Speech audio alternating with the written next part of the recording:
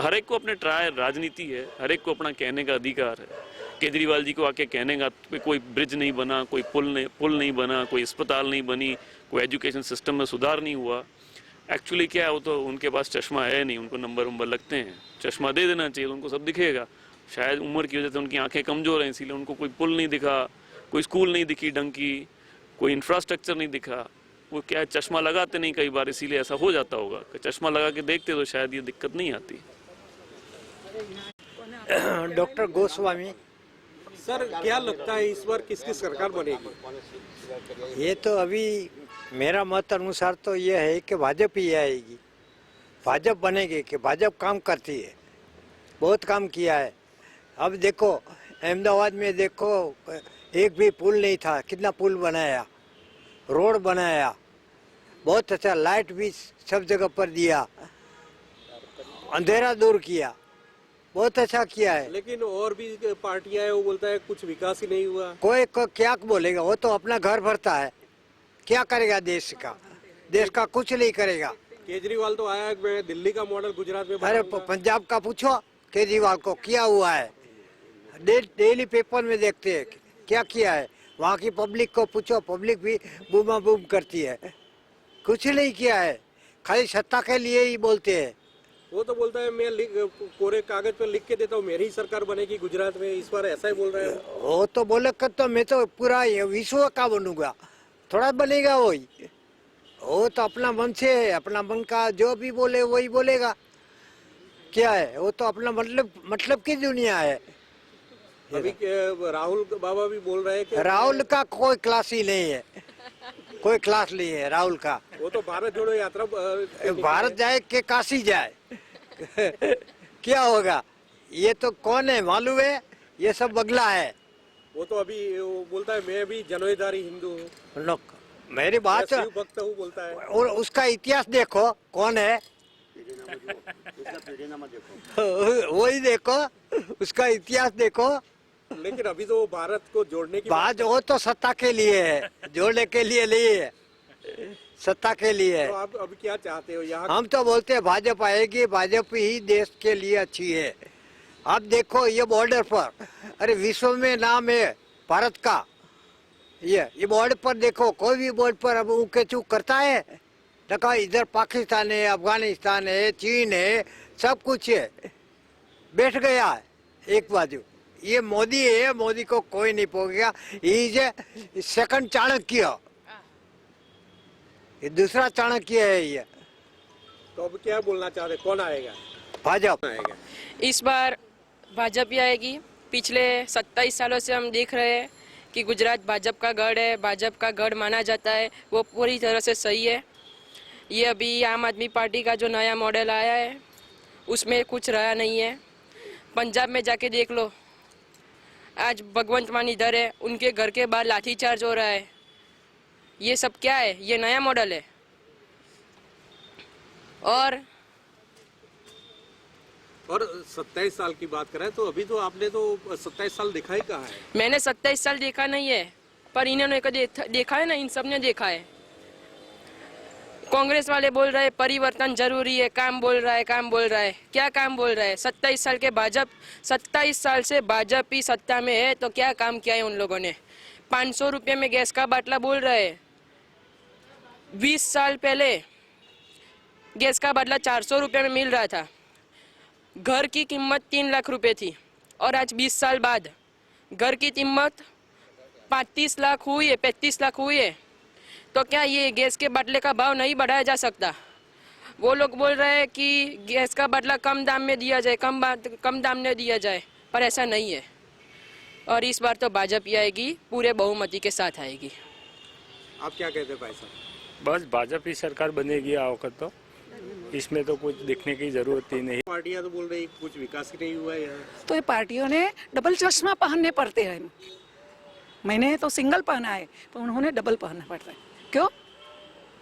कि उनको दिखा नहीं देखा है, खाली बस बतलाना है कि मैं काम करूँगा ना, बस गादी पर बैठो, मैंने पेंशन मिले, मैंने पगार मिले, इसलिए घर में हॉडलियाँ चलती है। तो आप तो शिक्षक है, वो दिल्ली वाले आप बोलते हैं कि यहाँ तो शिक्षण का स्तर ही नहीं, हम अच्छा शिक्षण देने वाले हैं इधर। अच्छा शिक्षण नहीं, देखो मैं एक ही स्कूल में 40 साल सर्विस की है, तो ये बतलाते हैं कि क्यों ट्रांसफर नहीं की, क्यों दूसरी स्कूल में नहीं गए। ये क्या बतलाते हैं कि अपना काम।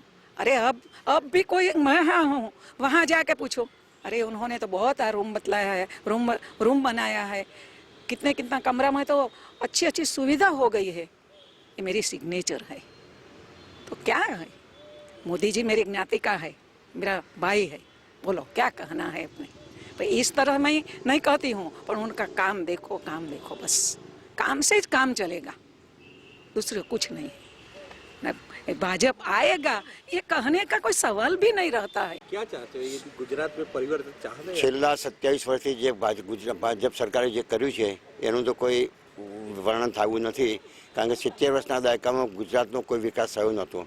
નર્મદા વિકાસમાં રોડા નાખવામાં આવેલા, NGO વાળાનો સહારો લઈ અને કોઈ પણ સંજોગોમાં નર્મદાનો વિકાસ કર્યો નહોતો. કોઈ જગ્યાએ રોડનું કોઈ ડેવલપમેન્ટ નહોતું, સિંગલ રોડ ડબલ રોડ હતા, કોઈ પછી રિવરફ્રન્ટનું કોઈ વ્યવસ્થા નહોતી, મેટ્રોની કોઈ વ્યવસ્થા નહોતી. એ મોદી સાહેબનો આવ્યા પછી 14 વર્ષમાં એમને જે ગુજરાતના સપૂત તરીકે જે એમને જવાબદારી નિભાવી છે એ હજી સુધી નિભાવી રહ્યા છે. વિશ્વમાં જે ગુજરાત આપણે ભારતનું કોઈ સ્થાન નહોતું એ આજની તારીખમાં વિશ્વના 5મો અર્થતંત્ર બનાવવામાં એમનો ફાળો છે. પહેલાં ગુજરાતનો કોઈપણ ઇન્ડિયાનો કોઈપણ મિનિસ્ટર ફોરેન જતો તો તેને બિરદાવ એને સ્વાગત કરવા માટે ત્યાંનો કોઈ મિનિસ્ટર લેવાનો માણસ આવતો હતો. જ્યારે મોદી સાહેબ જ્યારે કોઈપણ કન્ટ્રીમાં જાય છે ત્યાં ત્યાંનો રાષ્ટ્રપતિ અથવા વડાપ્રધાન આવે છે એ એમની પોતાની બતાવે છે કે એમનું સ્ટેટસ કેટલું ઊંચું છે. ભારતનું જે સ્થાન આજની તારીખમાં જે હતું એ 70ના દાયકામાં કશું જ નહોતું, કોઈ આપણો ભાવ પૂછતો નહોતો. મોદી સાહેબે જે દેશોમાં જો કે તકલીફ પડી છે ત્યારે એમને કોરોનાના ટાઈમમાં કે કોઈ પણ પૂરના સંકટમાં જે યથાશક્તિ જે મદદ થાય એ પણ મદદ કરી છે. એટલે એમના માટે ગુજરાતમાં કોઈ બીજો પક્ષ આવે એ શક્ય જ નથી. જે ભાજપ અથવા કોંગ્રેસવાળા જે આપવાળા કે કોંગ્રેસવાળા જે રેવડી આપી રહ્યા છે એનો કોઈ ગુજરાતમાં કોઈ મફતનું લેવા કોઈ વિચારશે નહીં. અને અહીંયા બહુમતી સ્પષ્ટ બહુમતીથી ભાજપ સરકાર ગુજરાતમાં સરકાર જ છે. કેજરીવાલ તો બોલ છે એટલે હવે આપની રેવડીને ગુજરાતનો કોઈ સાખી લેશે નહીં. અને આપવાળાનો તો કોઈ 10 સીટથી વધુ આવવાની શક્યતા જ નથી. कांग्रेस में એવું છે કે એમના જે सर वो तो बोलता है कि हम सरकार तो हम ही बनाएंगे। सरकार क्या गुजरात में 5 सीट से 10 सीट से ज़्यादा आएगी नहीं. ये तो 8 तारीख को बताएगा रिजल्ट का उनका कितना सीट आएगी है. खुद उनका सीएम जो अभी दिया है वो सीएम खुद जाम खंभारे में जीतेगा कि नहीं जीतेगा वो सवाल है. और कांग्रेस में क्या है कि गुजरात कांग्रेस में जो ग्रुपिज्म है वो ग्रुपिज्म का उसको मार पड़ेगा. आपको सही बोलता हूँ कि कोई वहाँ 5 लोग जो है आगे वो लोगों का अंदर का ग्रुपिज्म जो है वो इसमें गुजरात कांग्रेस की घोर खोदाई है. सर यहाँ लोग बोलते हैं कि हमने कर्फ्यू नहीं देखा, तो आपका क्या कहना है? कर्फ्यू तो બધા બહુ અત્યારે પહેલાં થતા, પણ અત્યારે ભાજપ વખતથી કર્ફ્યુ એવું કોઈ જાતનું કશું રહ્યું નથી. પણ આ જે લોકડાઉન હતું એમાં પણ એટલી સરસ બધાને જે સર્વિસ સારી સુવિધાઓ આપી છે કે જેની કોઈ સીમા નથી. लेकिन सर पहले तो बोलता था कि भाई बहुत ज़्यादा यहाँ हुल्लड़ होते थे, धमाल जो होती थी. वो तो कांग्रेस के राज में हो रहा था. अभी इस राज के अंदर तो मेरे को एक भी जगह बताओ, यहाँ गुजरात में तो इतना कानून भी नहीं है कि इतने गुजरात में कोई प्रॉब्लम नहीं है. जिस तरह से बाहर जाओ, कहीं पे भी हरियाणा जाओ या पंजाब जाओ या तो बिहार साइड चले जाओ, तो सभी जगह पर ऐसी परिस्थिति है. लेकिन गुजरात के लिए कोई तकलीफ नहीं है और इसके लिए तो भाजपा भी सही है और भाजपा ही आने वाली है. तो मोदी साहब ही आएंगे. वो तो हुल्लड़ भाजपा वाले करवाते थे. नहीं, वो तो बोलने वाले तो सब कुछ बोलते रहते हैं. जिस तरह से गोधरा कांड के लिए भी बोल रहे थे, लेकिन उसमें क्या हुआ फिर बाद में तो लास्ट में तो यही हो गया कि चलो भाई ये चीज गलत है. इसके हिसाब से वो पाना ही बंद हो गया. अभी उसको खोलने की कोई गुंजाइश ही नहीं कर रहे. क्या चाहते हैं सर इस बार किसकी सरकार बने? भाजपा ही आएगी. भाजपा के सिवा किसी की जरूरत भी नहीं है. भाजपा ही चाहिए. भाजपा ने बहुत विकास किया है हर जगह पे, पूरे अहमदाबाद में, पूरे गुजरात में और पूरी वर्ल्ड में उसका नाम किया है मोदी ने. मोदी सर है जब तक भाजपा ही सर आएगी. यहाँ तो सीएम का इलेक्शन हो रहा है, तो यहाँ तो भूपेंद्र भाई सीएम कैंडिडेट है, मोदी तो प्रधानमंत्री है, वो तो दिल्ली में रहे. तो मोदी तो काम तो भाजपा ही करती है ना, भले कैंडिडेट कोई भी हो, काम तो भाजपा ही करती है ना. मोदी सरकार ही करती है ना. सरकार तो मोदी की है ना. मोदी सरकार ही चाहिए. और यहाँ विकास भी अच्छा हुआ है, अच्छी तरह से हो रहा है, कानून व्यवस्था भी अच्छी है और मोदी सरकार ही चाहिए. बोलिए सर. क्या चाहते हो आप? બસ નારણપુરામાં તો જે ભાજપની સીટ મૂકી છે જીતુભાઈ અત્યારે, અને મોદી સરકારે કોઈ બી જગ્યાએ અત્યારે જે પણ સીટો મૂકી છે બધા સારા વ્યક્તિઓ મૂકેલા છે. ભલે મોદી સરકાર કેન્દ્રથી કામ કરતા હોય પણ ઓલરેડી અમદાવાદમાં ટોટલી સીટ ભાજપની જ છે. 120-125 સીટો ભાજપની આવવાની છે. એમાં તો કોઈ भाजपा की सरकार कंफर्म है? કન્ફર્મ આएગા તો ભાજપ ही आएगा. ભાજપ સિવાય કોઈ ચાન્સ ही નહીં એમ. ભાજપ જ આવશે, ભાજપ જ જીતશે. આટલા વર્ષથી ભાજપ જીતી જ છે ચૂંટણીમાં, તો ભાજપ જ આવશે. કોંગ્રેસે નહીં આવે ને આપ બી નહીં આવે. विश्वास से? વિશ્વાસ છે. राजस्थान से हूँ राहुल भाई. हाँ, तो क्या आप किसकी सेवा बनना चाहते हैं? अब मैं 3-4 साल से यहाँ कर रहा हूँ नौकरी. अब मेरे को तो भाजपा का ही दिख रहा है. यहाँ पे भी अच्छा काम कर रही है. गांव को छोड़ के मैं राजस्थान को छोड़ के नौकरी कर रहा हूँ. 4-5 साल हो गई. बढ़िया काम दिख रहा है ना. गांव को कौन छोड़ सकता है? गांव को छोड़ के 5 साल से यही काम कर रहा हूँ. अच्छा देख रहा हूँ. काम धंधा बढ़िया है. भाजपा ही आनी चाहिए हम, और क्या. तो आपके वहाँ तो कांग्रेस की सत्ता है? तो कांग्रेस की सरकार है ना, वहाँ कोई काम ही नहीं है ना कांग्रेस की सरकार में. मेरी 35 साल की उम्र होगी. देखते देखते 5 साल मेरे को यहाँ होगी. 30 साल से वहाँ देखा कोई काम ही नहीं है, धंधा नहीं है. तो अब यहाँ के काम कर रहा हूँ. मेरे को बढ़िया लग रहा है. काम धंधा बढ़िया चल रहा है. सोसाइटी में लग रहे हैं काम धंधे में, और क्या. तो आएगा? हाँ, भाजपा ही आएगा राहुल भाई. देखिए, संपूर्णता कभी कोई सी चीज़ में होती नहीं है. यहाँ 27 सालों से भारतीय जनता पार्टी की ऑर्गेनाइजेशन है, स्ट्रक्चर है और प्रॉपर मैनेजमेंट है उनका. जहाँ तक स्टेट का सवाल है, कुछ जगहों पे गलतियाँ होती हैं, लेकिन परिवार में हमारे जैसे बड़ा परिवार होता है उसमें कुछ लोग गलतियाँ करते हैं, लेकिन ओवरऑल देखा जाए तो क्या होता है कि एक परिवार कभी बिखरता नहीं है जब तक कि उसका मुखिया ठीक हो. और हमारे गुजरात में जैसे मुखिया हैं नरेंद्र मोदी जी, उन्होंने बहुत ही मेहनत करके सींचा है इस राज्य को. उन्होंने करीब 20-22 साल बहुत ही आराधना की है इस स्टेट को बनाने के लिए. लोगों की सोच, वाणी, बुद्धि, ज्ञान और उनकी दूरदर्शिता थी. उन्होंने पहले 20 साल पहले जो सोचा, आज उसका फल काट रही है जनता. मेरे हिसाब से इतना डीप अंडरस्टैंडिंग पॉलिटिक्स का मेरे हिसाब से तो किसी नेता के पास हो नहीं सकता नरेंद्र मोदी जी के अलावा. उनकी दूरदर्शिता आप देखिए. उन्होंने जो 20 साल पहले सोचा था, जैसे मैंने छोटे छोटे बात बताता हूँ आपको. हमारे यहाँ गिफ्ट सिटी है एक, उन्होंने उसका सपना उन्होंने आज 15 साल पहले देखा. आज शायद हम गिफ्ट सिटी के अंदर चले जाए तो कोई महसूस नहीं कर सकता कि ये इंडिया की कोई जगह है. ऐसा लगेगा किसी बहुत ही डेवलप्ड कंट्री की कोई जगह है. और उसमें जो वर्किंग है, जिनके लोगों की पर कैपिटा इनकम आप गुजरात की देखिए तो मेरे हिसाब से किसी भी दूसरे स्टेट के मुकाबले बहुत ज़्यादा होगी. लेकिन वो बोलते हैं मैं दिल्ली में सरकार बनाया, पंजाब में बनाया, गुजरात में लिख के देता हूँ मैं ही सरकार बनाऊंगा, ऐसा उनका कहना है. देखिए, सोचने को और कहने को नेताओं के पास बहुत कुछ होता है. वो भी एक नेता हैं और उनकी बातों को बहुत सीरियसली हम लेते नहीं हैं, क्योंकि हम जानते हैं वो क्या कहते हैं और क्या बोलते हैं और क्या सोचते हैं. वो सुबह कुछ कहते हैं, दिन को कुछ कहते हैं, शाम को कुछ कहते हैं और रात में दोस्तों के साथ बैठे बैठे भी कुछ और कह देते हैं. तो उनकी बात का हम लोग गुजराती लोग ज़्यादा सीरियसली लेते नहीं हैं और लेना भी नहीं चाहिए. मैं तो अपने देशवासियों से ये कहूँगा, he is not a serious person. उन्होंने कोई भी काम अपने जीवन में ठीक नहीं किया. पढ़ाई की वो काम नहीं किया, जो नौकरी की तो वहाँ पर भी काम ठीक नहीं किया, फिर राजनीति की तो उसमें भी ठीक नहीं किया. उन्होंने मेरे हिसाब से आज दिन तक उनका ट्रैक रिकॉर्ड देखा जाए तो मैंने कभी भी उनको कोई काम पूर्णतः ढंग से करते हुए देखा नहीं है. तो उनकी बात का यकीन करना थोड़ा मुश्किल है, मेरे लिए तो बहुत मुश्किल है. तो राहुल गांधी भी बोलता है कि अभी तो मैं भारत जोड़ो पे निकला हूँ, तो इस बार गुजरात में मैं ही सत्ता पे आऊँगा.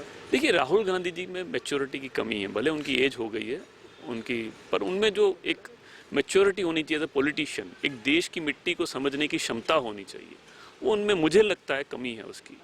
देश को समझने के लिए ग्रासरूट लेवल पे बहुत काम करना पड़ता है. जैसे नरेंद्र मोदी जी ने गरीबी को सहा है, महसूस किया है कि एक गरीब इंसान की तकलीफ़ें क्या होती हैं, तो उनको इसलिए पता है कि एकदम पुअर से पुअर आदमी की तकलीफ़ क्या है, एक सिलेंडर की इंपॉर्टेंस क्या है गरीब परिवार के लिए, ये नरेंद्र मोदी जानते हैं. राहुल जी के पास शायद 20-50 रसोई रहे होंगे, कभी अपनी रसोई में नहीं गए होंगे, तो उनको क्या पता चलेगा कि गरीब इंसान होता है उसकी प्रॉब्लम क्या होती है.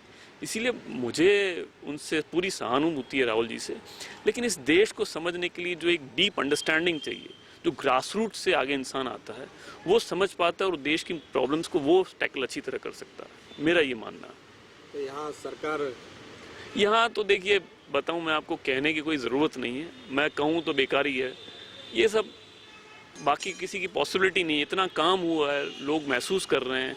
तो भारतीय जनता पार्टी के अलावा यहाँ पे किसी का, मुझे तो वैसे भी देखिए एक्चुअली क्या, हम गुजराती हैं, थोड़े अक्लमंद होते हैं, हम लोग जानते हैं कि हमारे देश के लिए क्या ज़रूरी है, तो हम तो हमेशा भारतीय जनता पार्टी को ही प्रेफर करेंगे।